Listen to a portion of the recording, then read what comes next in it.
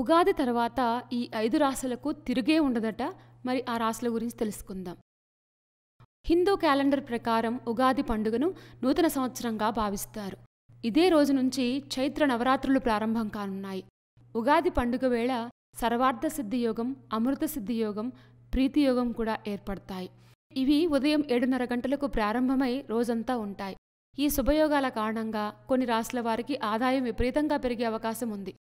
అలాగే వీరు అన్ని రంగాల్లో విజయం సాధిస్తారు. ఏడాది పొడవునా లక్ష్మీదేవి యొక్క అనుగ్రహం కూడా ఉంటుందట.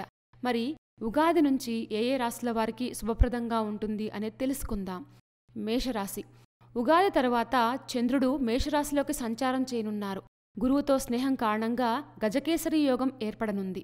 ఈ సమయంలో ఉద్యోగులకు ప్రమోషన్, కెరీర్ పురోగతికి అవకాశాలు పెరుగుతాయి.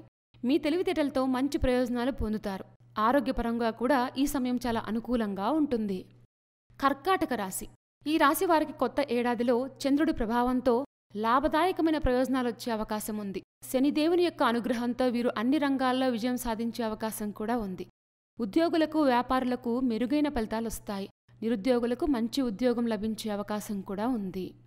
సింహరాశి. ఈ రాశి వారికి కూడా కొత్త ఏడాదిలో శుభప్రదమైన ఫలితాలు వస్తున్నాయి.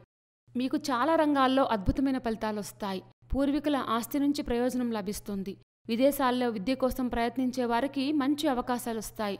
సంతానం పొందాలి అనుకునే వారికి ఆనందంగా ఉంటుంది. ధనస్సు రాశి. ఈ రాశి వారికి నూతన సంవత్సరంలో శక్తి సామర్థ్యాలు పెరిగే అవకాశాలున్నాయి. విద్యార్థులు ఉన్నత విద్యలో మంచి విజయాలు సాధిస్తారు. సంతానం పొందాలనుకునే వారికి ఈ ఏడాది కోరికలన్నీ నెరవేరుతాయి. అలాగే ఈ సంవత్సరంలో తీర్థయాత్రలకు వెళ్లే అవకాశాలు కూడా ఉన్నాయి. అలాగే కుంభరాశి వారికి కూడా ఈ నూతన సంవత్సరంలో మంచి విజయాలు సాధించే అవకాశం ఉంది. ఉగాది తర్వాత తిరిగేలేని రాశుల గురించి తెలుసుకున్నాం కదా. ఇలాంటి మరిన్ని విశేషాల కోసం మా ఛానల్ సబ్స్క్రైబ్ చేసుకోండి.